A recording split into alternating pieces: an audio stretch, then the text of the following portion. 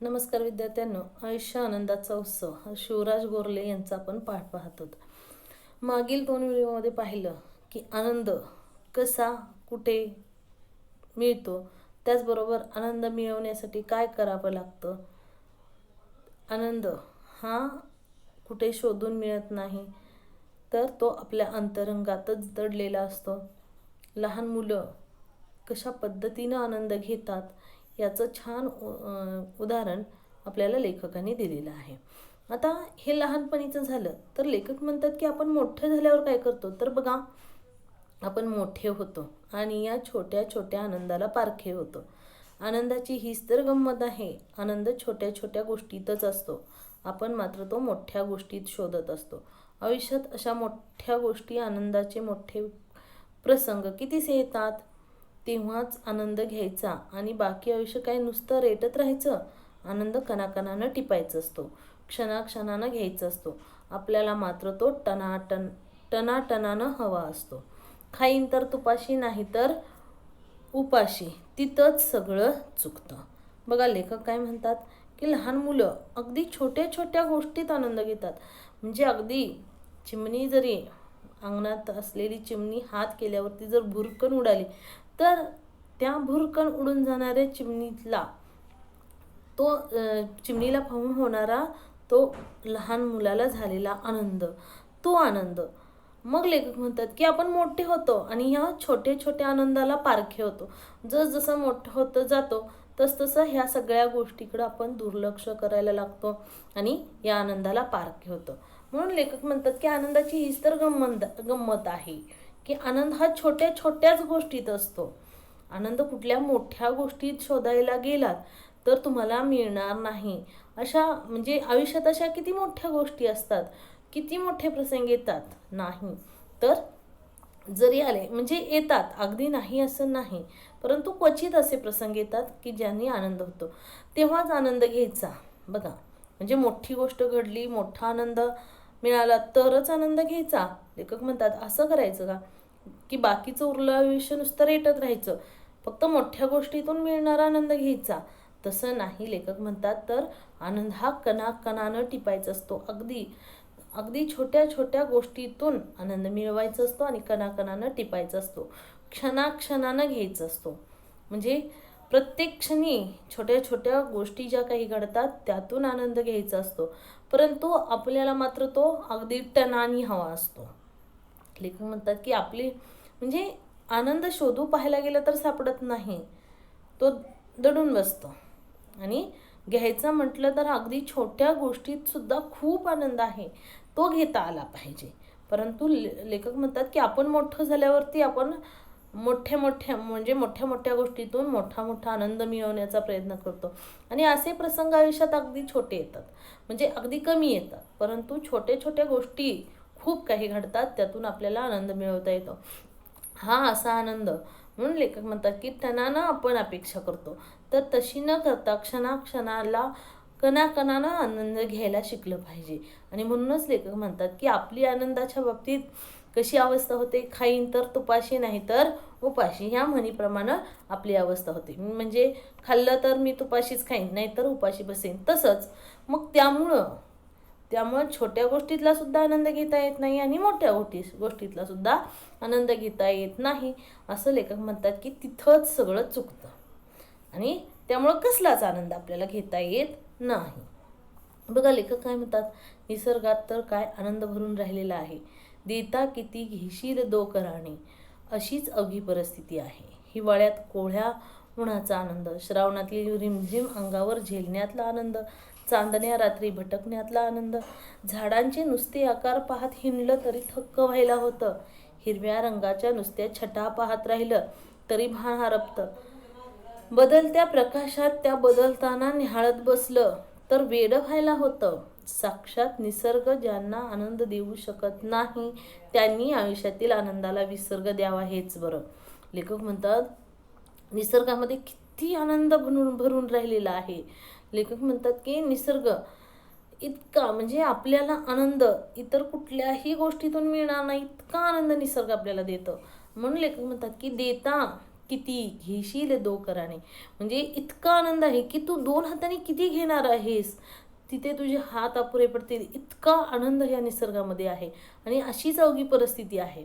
म्हणजे आपण म्हणजे लेखक म्हणतात, जशी लेखकांनी मागं उदाहरण सांगितलं की ज्या दृष्टीनं आपण पाहतो तसं जग दिसतं, तसंच आपल्याला हा आनंद घेता आला पाहिजे. मग त्यासाठी कुठल्या निसर्गात कुठल्या गोष्टीत आनंद आहे. अगदी हिवाळ्यात लेखक म्हणतात, अगदी हिवाळ्यात पडणारं जे कोवळं ऊन आहे ते अंगावर घेण्यातला आनंद.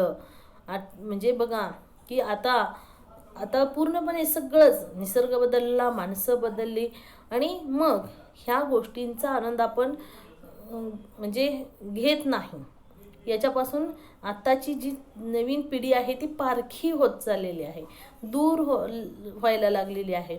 खरोखरच हिवाळ्यामध्ये घेतलेला म्हणजे हिवाळ्यामधल्या कोवळ्या उन्हाचा आनंद, त्याचबरोबर श्रावणात रिमझिम पाऊस अंगावर झेलण्यातला आनंद असेल, चांदण्या रात्री भटकताना होणारा आनंद असेल. एवढंच काय, लेखक म्हणतात की तुम्ही निसर्गामध्ये बाहेर पडा, निसर्गामध्ये जा. तिथला म्हणजे साने गुरुजी सुद्धा सांगतात आपल्याला की तुम्ही निसर्गाशी एकरूप व्हा. डोंगर दर्या उतरा, त्याचबरोबर समुद्रकाठी फिरायला जा. हे सगळं कशासाठी, तर तुम्हाला खूप सारं ह्यातून ज्ञान मिळेल, आनंद मिळेल. लेखक म्हणतात, झाडांचे नुसते आकार पाहत हिंडलं तरी सुद्धा थक्क व्हायला होतं. वेगवेगळे होणारे आकार असतील, मग हे जरी पाहिलं तरी थक्क व्हायला होतं. हिरव्या रंगाच्या नुसत्या छटा पाहत राहिलं तरी भान हरपतं. म्हणजे तुम्ही प्रत्येक वेळी जर पाहिलं, म्हणजे झाडाचं एखाद्या निरीक्षण केलं तर झाडाला येणारी कोळी पालवी असेल, त्याच झाडाचे जून पानं असतील तर त्याच्यामध्ये बघा कलर, रंग वेगळा आहे. त्या झाडाचं पिकलेलं पान असेल, म्हणजे एका झाडावरती तुम्हाला 3-4 कलर दिसतील. म्हणजे अगदी कोवळं पोपटी छान असं चकचकी रंग आलेला असेल कोवळ्या पालवीला, जून झालेली पानं असतील ती काळपट हिरव्या रंगाची असतील, पिकायला लागलेल्या पानाला थोडीशी पिवळसर छटा आलेली असेल, पूर्ण पिकलेलं पान पिवळं जर्द झालेलं असेल. म्हणजे अशा बघा इतक्या छटा ह्या तुम्हाला तिथं पाहायला मिळतील. त्याचबरोबर अगदी म्हणजे साने गुरुजींनी सांगितल्याप्रमाणे पहाटे लवकर उठा, तांबडं कसं फुटतं ते पहा. मग प्रकाशात तांबडं फुटल्यापासून सूर्य वरती येऊन, म्हणजे तो लाल गोळा येऊन तो पांढरा होईपर्यंत त्याच्यामध्ये होणारे बदल बघा. त्या बदलत्या प्रकाशाचा बदल न्याहाळा, त्यातून सुद्धा तुम्हाला आनंद मिळेल. तर हे सगळं पाहत असताना वेड व्हायला होतं. इतका म्हणजे बदल, एका क्षणाला होणारा हा घडणारा जो बदल आहे, हा पाहून तुम्ही वेडे व्हाल इतकं. आणि मग लेखक म्हणतात की हा जो आनंद आहे तो तुम्हाला घेता आला पाहिजे. साक्षात निसर्ग बघा किती आनंद देतो, पण लेखक म्हणतात ज्यांना आनंद, हा निसर्ग ज्यांना आनंद देऊ शकत नाही त्यांनी आयुष्यातील आनंदाला विसर्ग द्यावा. म्हणजे त्याला कुठल्याच गोष्टीतून आनंद मिळणार नाही. त्याला पूर्णपणे काय करावं, आनंदाला पूर्णपणे विसर्ग द्यावा. कधीच कुठल्या आनंदाची अपेक्षा करू नये. जर एखाद्या व्यक्तीला निसर्ग पाहिल्यावर आनंद होत नसेल तर त्या व्यक्तीनं आनंदाला विसर्ग द्यावा, हेच बरं असं लेखक म्हणतात. बघा त्याचबरोबर अजून आनंद कुठे आहे, लेखक सांगतात संगीताच्या 7 सुरांमध्ये तर 7 जन्म पुरेल एवढा आनंद भरून राहिलेला आहे. आपलं शास्त्रीय संगीत ही तर आनंदाची इस्टेटच आहे.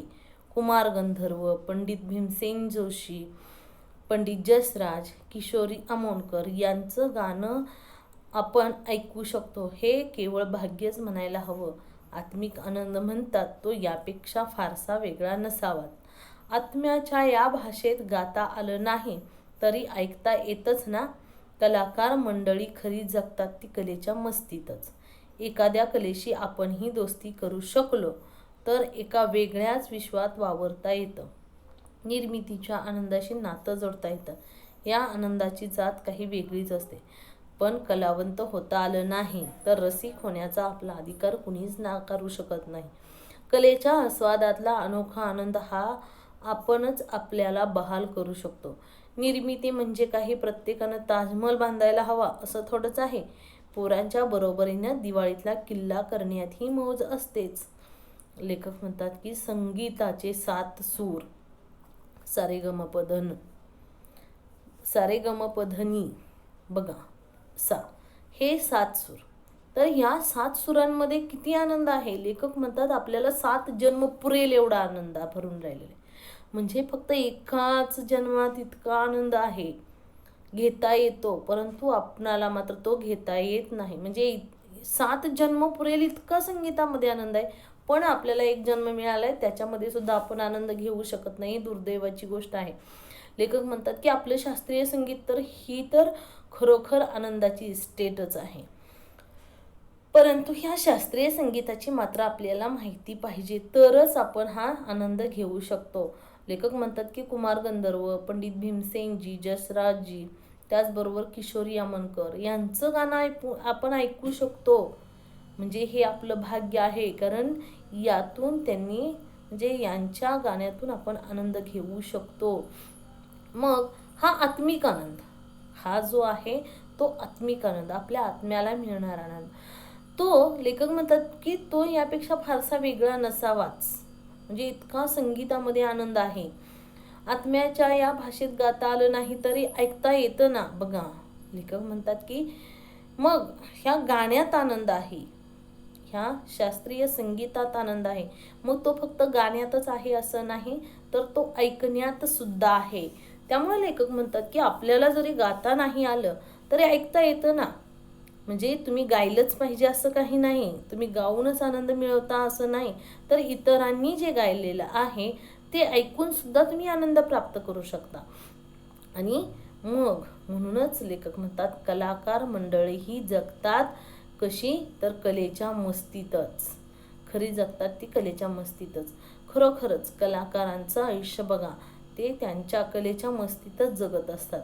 याच्याशिवाय म्हणजे बघा ना, ते इतर कुणाच्या आयुष्यामध्ये इंटरफेअर करत नाहीत. त्यांचं जे विश्व आहे त्याच्यातच ते आपल्या मस्तीत असतात. एखाद्या कलेशी आपण दोस्ती करू शकलो, बघा आपण सुद्धा म्हणजे प्रत्येकाला कुठली ना कुठली कलेची देणगी असते, पण ती आपल्याला ओळखता आली पाहिजे. मग आपण सुद्धा त्या कलेशी दोस्ती करू शकतो. आणि ह्या कलेशी दोस्ती करू शकलो तर आपल्याला एका वेगळ्या विश्वात वावरता येतं. म्हणजे ती कला आत्मसात करणं आणि त्या कलेत गुंतून राहणं, हे आपलं एक वेगळं विश्व निर्माण होतं आणि त्यातून नवनवीन आपल्याला निर्मिती करता येते. मग ह्या निर्मितीच्या आनंदाशी नातं जोडता येतं. बघा त्यातून जे काही नवनवीन निर्मिती होते आणि त्या निर्मितीच्या आनंदाशी नातं जोडता येतं. आणि ह्या आनंदाची जात काही वेगळीच असते. म्हणजे त्यातून जो मिळणारा आनंद आहे तो काही वेगळाच असतो. बघा तो काही वेगळाच आनंद असतो. मग लेखक म्हणतात की मग आपल्याला कलावंत जरी होता नाही आलं, बघा जरी एखादी कला आपल्याकडे नसेल, म्हणजे संगीत क्षेत्रातली संगीतातली असेल कला, म्हणजे अभिनय कला असेल, संगीतातली गाण्याची कला असेल, वाद्य वाजवण्याची कला असेल, कुठलीही यातली कुठलीही कला आपल्याला येत नसली तरी बघा यातला आपल्याला कुठलाही कलावंत होता आलं नाही तर रसिक होण्याचा तर आपला अधिकार कोणी घेऊन नाकारू शकत नाही.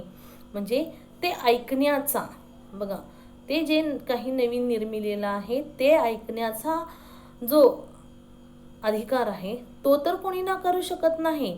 मग हा जो कलेच्या आस्वादातला, म्हणजे कलेचा आस्वाद घेणं, ते ऐकणं, त्यातून आनंदी होणं, हा जो आहे तो अनोखा आनंद आपणच आपल्याला बहाल करायचा आहे, तो कोणी आपल्याला देणार नाही. मग आपण त्यासाठी संगीत ऐकलं पाहिजे. बघा गाता नाही आलं, वाजवता नाही आलं, अभिनय करता नाही आला, परंतु हे सगळं आपल्याला त्याचा आस्वाद म्हणजे ते ऐकू शकतो, पाहू शकतो आणि त्यातून आनंद मिळवू शकतो. म्हणजे हा आपणच आपल्याला बहाल करू शकतो. लेखक म्हणतात की निर्मिती म्हणजे प्रत्येकानं ताजमहल बांधायला हवा असं नाही. असं थोडंच आहे का की नवीन निर्मिती करायची म्हणजे काही ताजमहलच बांधा नाही. तर आपल्याला आनंद हवा असेल तर अगदी तुम्ही लहान मुलांबरोबर किल्ला बनवायला लागलात तर त्या किल्ला बनवण्यात सुद्धा काही आनंद आहे. तो आनंद आपण घेऊ शकतो. म्हणजे ताजमहल बांधलाच पाहिजे असं काही नाही. छोट्या छोट्या गोष्टीतून लेखक म्हणतात की असा आनंद घेता आला पाहिजे. लेखक म्हणतात की शिकण्यातला आनंद हा तर आयुष्यभर न संपणारा असतो. शिकलेलं शिकवण्यातही आनंद असतोच. हा आनंद आपण किती घेतो?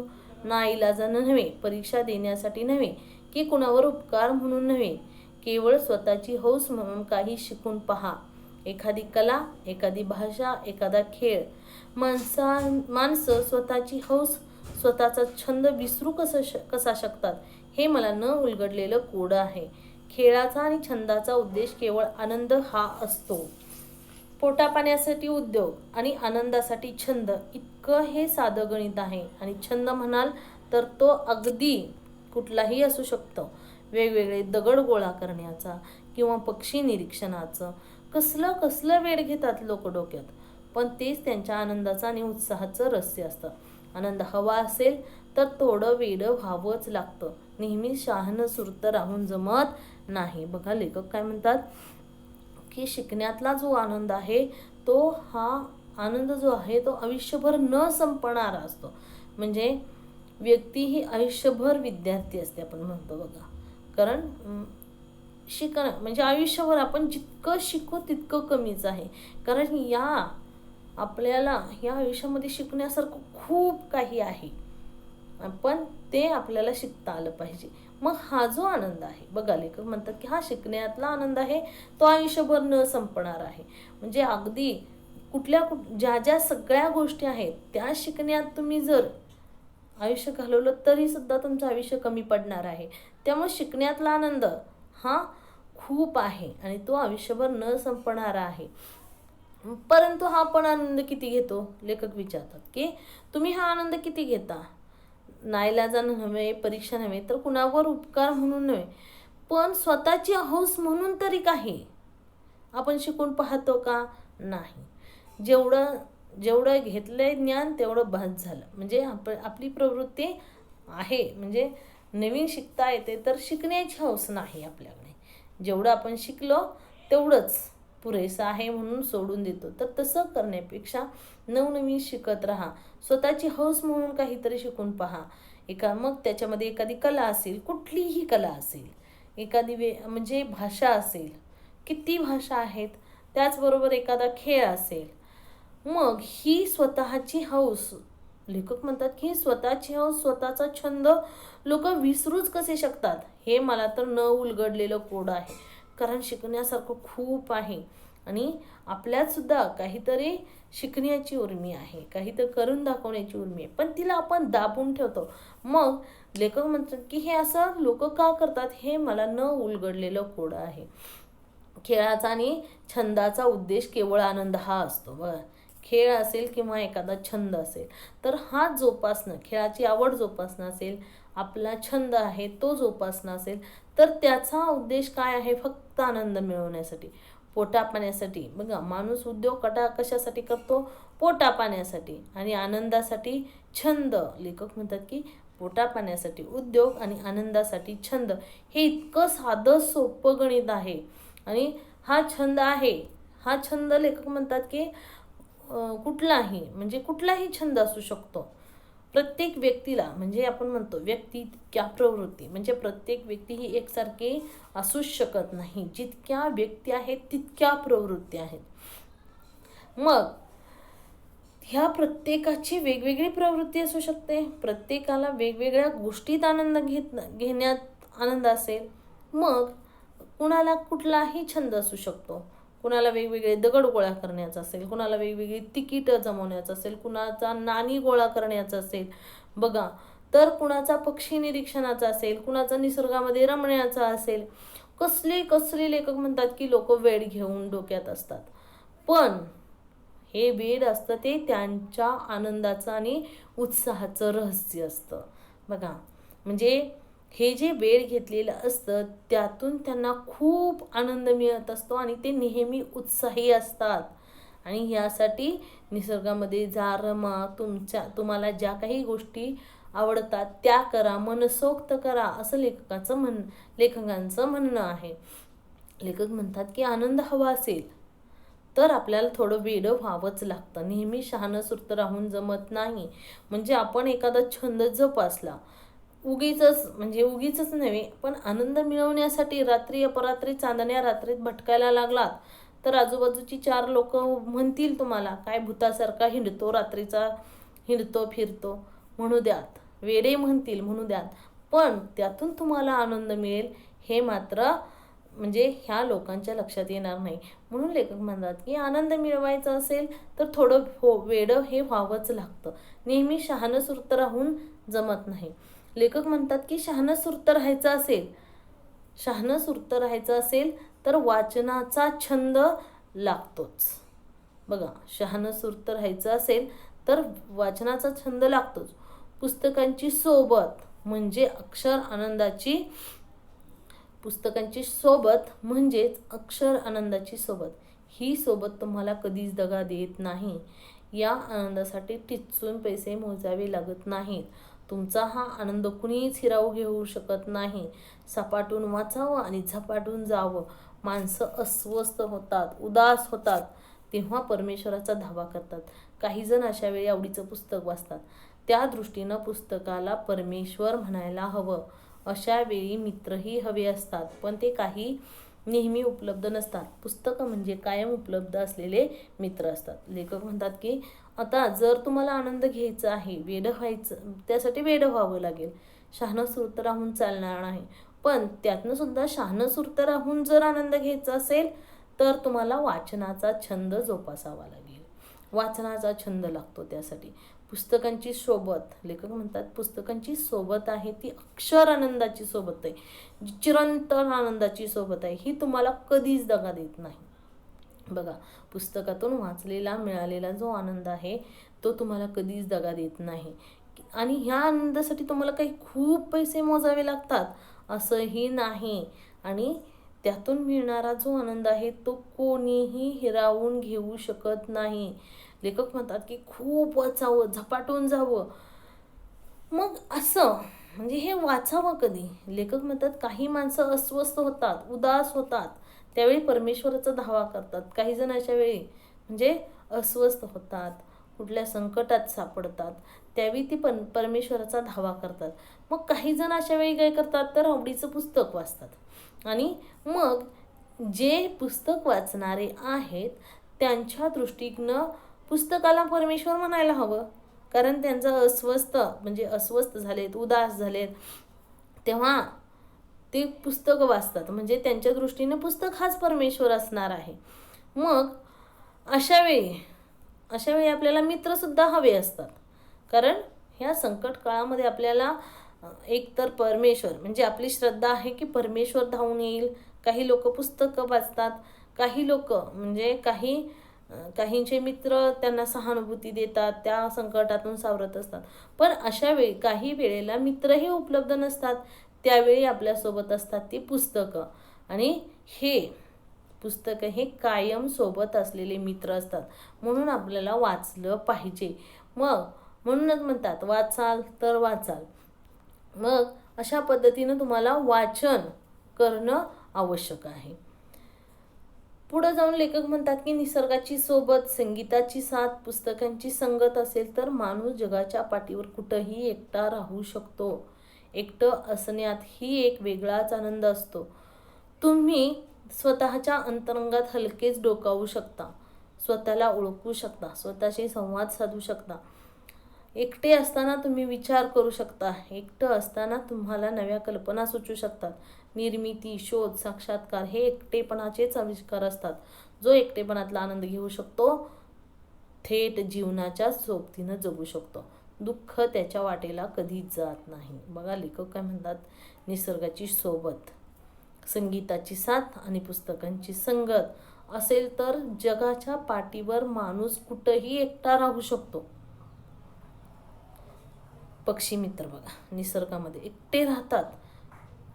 म्हणजे त्यांना पक्षी निरीक्षणाची आवड असते. त्यासाठी ते कित्येक तास, कित्येक दिवस हे त्या जंगलामध्ये राहतात. एका पोजमध्ये जवळजवळ 4-4 तास राहत असतात. बघा, विचार करण्यासारखी गोष्ट आहे. त्याचबरोबर संगीताच्या दुनियेमध्ये सुद्धा लोक खूप, पुस्तकाच्या संगतीतली लोक तहानभूक हरपून पुस्तक वाचत असतात. मग ही माणसं जगाच्या पाठीवर कुठेही एकटा राहू शकतो, कारण त्याच्या सोबतीला काय असतात, निसर्ग असतो, संगीताची साथ असते, पुस्तकांची संगत असते. आणि लेखक म्हणतात की हा एकटं असण्यातला आनंद मात्र खूप वेगळा असतो. हा स्वतःच्या अंतरंगात हलकेच डोकावू शकतो. हा जो आनंद आहे तो स्वतःच्या अंतरंगात डोकावू शकतो, स्वतःला ओळखू शकतो.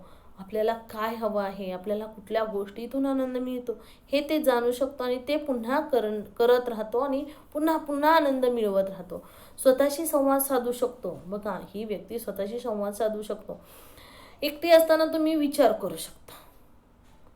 निसर्गामध्ये गेलात, त्याच्याशी एकरूप झालात, तर त्यातल्या उणिवा, त्यातल्या कमतरता, त्याच्यासाठी कमतरता दूर करण्यासाठी, निसर्ग अजून वाढवण्यासाठी काय करावं लागेल, अशा सगळ्या गोष्टींचा विचार तुमच्या मनामध्ये येईल. एकटं असताना तुम्हाला नवनव्या कल्पना सुचवू शकतील. बघा, लेखक म्हणतात की शोध, निर्मिती आणि साक्षात्कार, नवनवीन लागणारी शोध, नवनवीन होणारी निर्मिती, तुमच्या मनाला होणारे साक्षात्कार, हे सगळे एकटेपणाचेच आविष्कार असतात. बघा, जिथं जिथं तुम्ही एकटे आहात, एकटे म्हणजे काय, तर इतर लोकांच्या संगतीशिवाय. पण तुम्हाला संगत कुणाची हवी, निसर्गाची, संगीताची आणि पुस्तकांची. आणि मग त्यावेळी तुम्ही नवनवीन साक्षात्कार करू शकता, नवनवीन शोध लावू शकता, नवनवीन निर्मिती करू शकता. आणि हे कशाचं लक्षण आहे, तर एकटेपण. म्हणजे हे कशाचा आविष्कार आहे, तर तो एकटेपणाचा आविष्कार.